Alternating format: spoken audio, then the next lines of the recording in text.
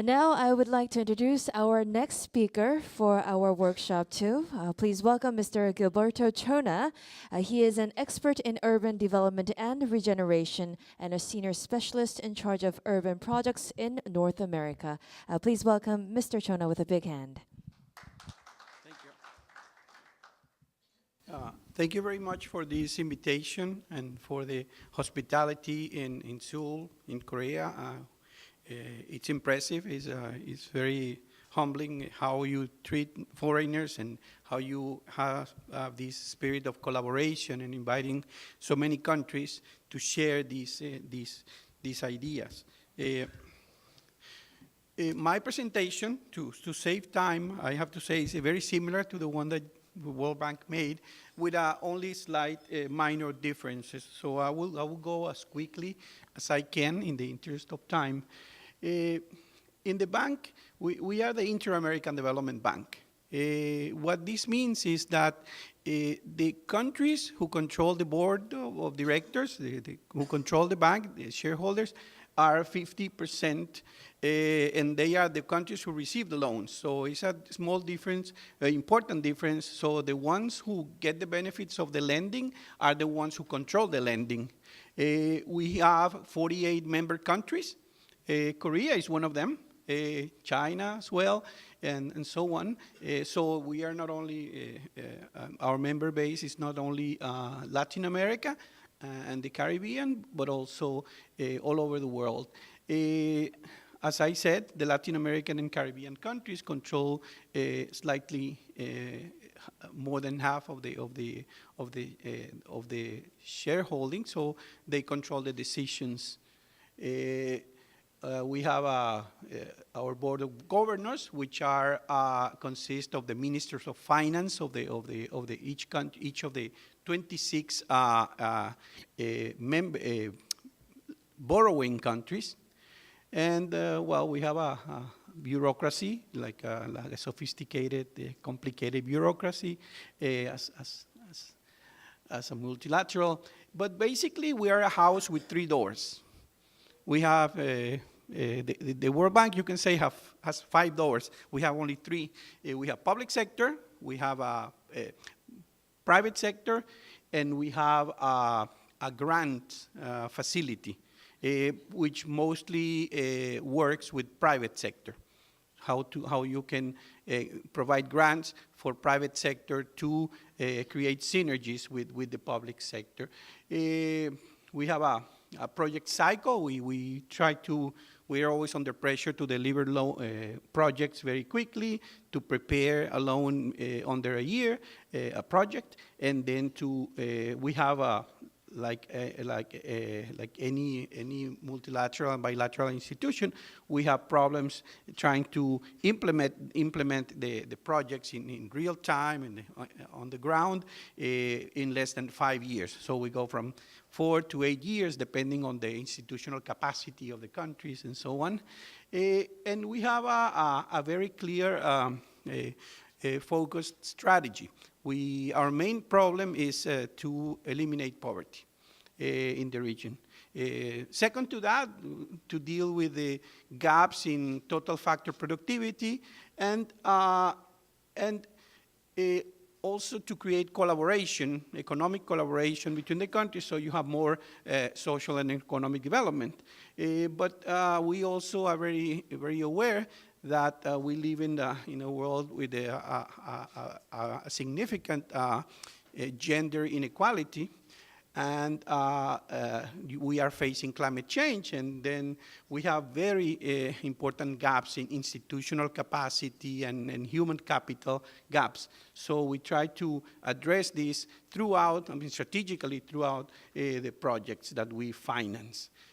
So we in the private sector door, we try to look for those private businesses that have most development impact, higher development impact, and we look at corporates. We work with smaller banks, second, on lending, second level, second tier banking, and where are those private sector partners that can deliver infrastructure for the public good in general.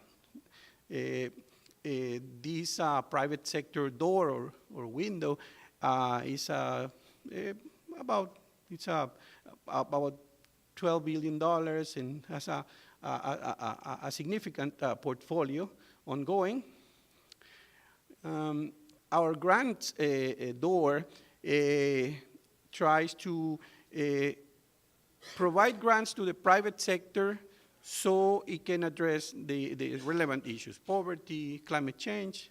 And so lately, they got reorganized by 2016, 2017, to concentrate in 3 basic ideas. Before, they had 7 clusters of interest and priority, and that became a little bit all over the place. So like any multilateral institution, we reorganized, we refocused, and we said, well, climate smart agriculture, inclusive cities, and the knowledge economy are 3 areas that the private sector can contribute, therefore, in our region.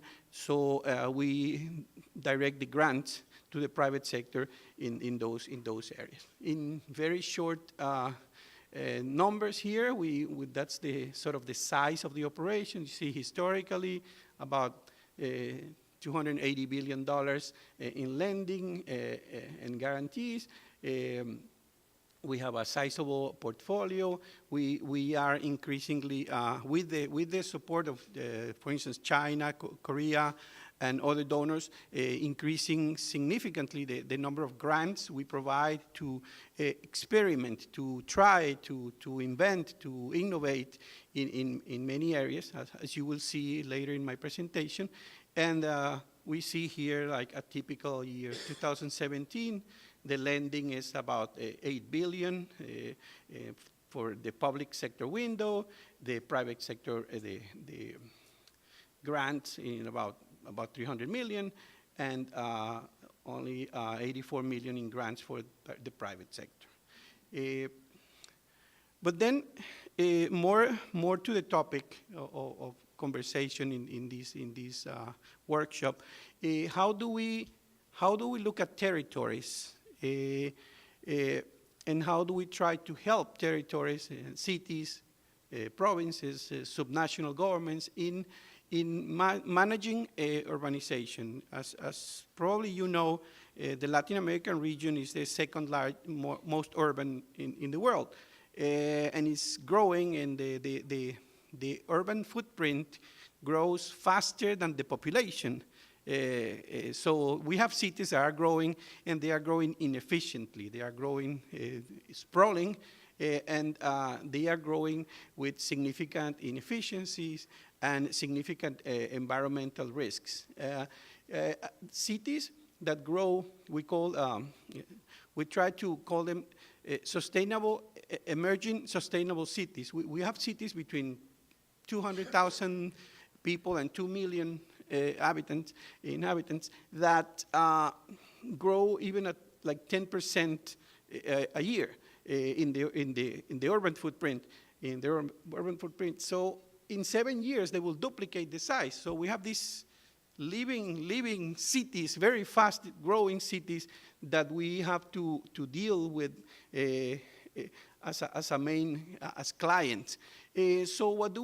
We try to look at them and say, okay, your territory is growing this way. We establish a baseline and say, okay, this is the way you're growing, and this is the way you will grow if you continue business as usual. But how about you looking at a density, a compact growth, and so on, and this is how you could grow in a more efficient way, and importantly, so more economically. How do you save money by integrating your infrastructure networks and making more coherent decisions about avoiding environmental risks that are very costly associated with climate change and with bad locations for infrastructure, and compacting residential activity, compacting networks, and connecting all the infrastructure networks. So We do that on the principle of aging-based modeling. We look at families, low income, middle income, high income, how they move around the territory. We look at the history of how the urban footprint has been moving, and we add a bunch of layers. Well, you are more expert than I am on these matters, looking at 23, 25 layers. We look at vegetation, infrastructure, so on and so forth, and we come up with an agent-based modeling that establishes a baseline and establishes a rational framework of analysis between what does it mean to continue growing the way cities are growing, and how can you have smart growth. This is the case, I run this case on San Jose, metropolitan San Jose in Costa Rica. It's a 2.3 million people city. When you look at the top, you look at how they are growing, and they will be sprawling, and look at the bottom how more compact, intelligent growth would look like. And there will be a significant savings in money, but also in a great increase in efficiency, because among other things in this country, earthquakes are a big factor. So one of the layers and one of the considerations is don't build where the earthquakes will hit your infrastructure and you will destroy, so you have a very significant cost. This is the case of Nassau in the Bahamas. We look at the history. It's New Providence Island, which is the main island, and we tell them, okay, this is how you grow. This is how your residential activity, this is how you are consuming your territory, and if you continue doing this over the long run, you will, you will basically consume all the coastline in a very inefficient way. You will lose an important asset, which are the beaches. You will privatize them and degrade them and so on. So you need to do something. You could do something smarter, which is save your coastline, save your very scarce green spaces and open spaces and sources of water. Because of in an island, the fresh water is scarce, and desalinization of seawater is a very costly proposition. So we give them this type of analysis, urban sustainability analysis. In other cases, we look at coastal cities that are exposed to coastal flooding, inland flooding, and so on. This is one case in Mexico where we show with hard numbers to the decision makers the significant costs that they face in the face of climate change. And also, in 2012, we created a temporary initiative called the Sustainable and Emerging and Sustainable Cities Initiative. And that ran until 2016 for 5 years. And we developed a framework, and we learned after finishing that and evaluating that we could create action plans for cities, but we have to be demand-based and not think of the solutions before the problem, but to really understand the problems and then go to the applications and the solutions. One of the conclusions was to work on making cities smarter by partnering with a significant group of private and public entities. So we are talking about like the MIT Media Lab. Chris from Korea is a very important partner, Microsoft, engineering firms, telecommunications firms, even SAP, which is like a more like software, financial management, accounting software type of company. And we went to look for what works. Where are the smart cities? Why are they smart, and what are they doing that makes them smart cities? And so we look at 10 cities that were considered global good practices, Anyang in Korea was one of them. And we did, and then we started developing using the analysis derived from that, like 16 possible, cases or plans, smart city plans in the region, which are shown in the map. Examples of that, the Bahamas. We detected through the discussions and analysis that the water pipes needed to be smarter, so you put sensors and devices and so on to reduce water losses, to really save money, make it more efficient, make it more reliable, and so on. We developed a roadmap. I have the book here. It's not a book. It's actually, we avoided making a book. We just made it like a simple guide for decision makers to look at where they are in terms of smart cities and where they could go. And starting with leadership, who makes the decisions? Do you really want to engage in this practice, in this making the territories smarter, going through the whole, who are the people who you need, where are they, where's the capital, where are the partners, and so on, getting to an action plan, so on and so forth, in a very customized way for each territory in each city. Examples of that, we have, in the case of the Bahamas, we developed a pilot with private sector partners for an early warning system for tropical storms and hurricanes, how to integrate the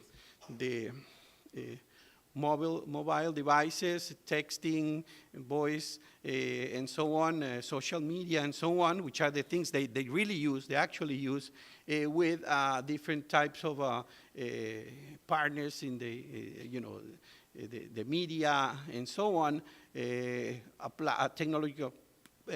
technology platform provided by a private company, and how the first responders and the people who are the players in that or the stakeholders in those types of situations interact. So we ran a pilot, a successful pilot on that. In this case, in the case of Quito, we are working with the MIT Media Lab, applying the Cityscope methodology, which is a very interesting tool, because these are smart Legos. These are Legos with sensors, so you can model, you can change, and you can adjust different variables, employment, density, residential, business, land uses, and so on, and you can do it in real time with decision makers and so on. So we are providing this pilot in order to create an open source platform for the future for any city who wants to basically set up their own model for what they want to do with parts of the city or a whole city. The case of Guyana, it was mentioned in the list of countries the World Bank is working with. Guyana is a Netherland. It has a big dam, and then is facing a significant risk with sea level rise, of inundation, of flooding.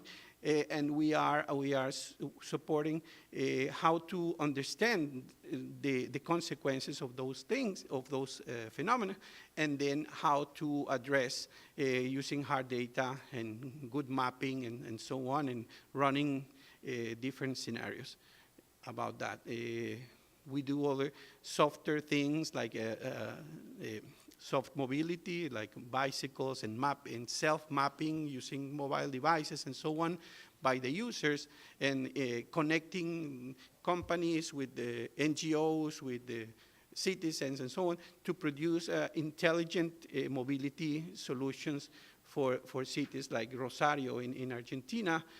And also, we are hacking all over the place. We are hacking, we are doing ideathons, hackathons, ideathons, lately designathons, where people get together, smart people get together, and they design solutions, prototypes on demand in real time based on the latest technology, because we see that technology is changing so fast that we cannot commit to a specific solution and start replicating those solutions, but we need to open the spaces for innovation from the clients, from the citizens, the local governments, the national governments, and private sector, and so on. Finally, how can we collaborate? Very simply, by establishing ways of integrating multi-sector knowledge. You have the open data people, you have the mapping people, you have the urban people, you have the different ways to looking at the problems. You have the water and sanitation people, the transportation, and so on. So you need to really create spaces, platforms that integrate the multi-sector knowledge that is needed based on the demand of the specific demand of each territory. Of course, we have to channel that through technical assistance. So we created and we continue replenishing grant funds and trust funds to really provide for the financing of pilots and different experiments and different solutions that need to be tested. And we provide, and this is very important, not only the financing, but also the follow-up. We are there with the client forever. We're not leaving the project and doing a pilot, a project, but we stay because we have 26 offices. We have one office in each country, and so we follow up. We really follow up, and that's one of the important features of our brand. We always follow up in what we do with the clients. And of course, strategic alliances with, as I showed before, with private companies, as important as with the governments, donor agencies, both multilateral and bilateral. So that is basically it. Thank you very much.